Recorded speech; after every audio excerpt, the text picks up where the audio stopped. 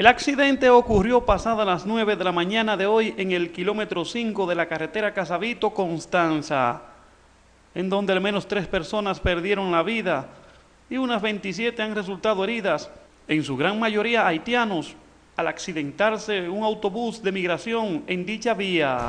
Sí, un lamentable accidente que tuvimos esta mañana. Venía bajando con unos 46 ilegales de Constanza. Al parecer se le calentaron los frenos al autobús. Se presume porque el chofer está muy mal, está de lo que está más mal herido, está en el hospital.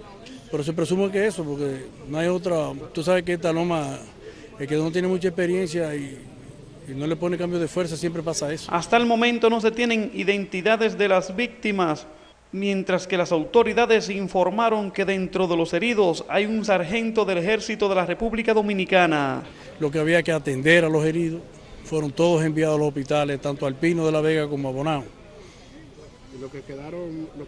No, todos se enviaron al hospital a ser chequeados, porque hay muchos que tienen traumas en la cabeza, golpes en la cabeza, heridas, etcétera, etcétera. Pocos minutos después, al lugar de la tragedia llegó el director de Migración, Mayor General Rubén Paulino Sen.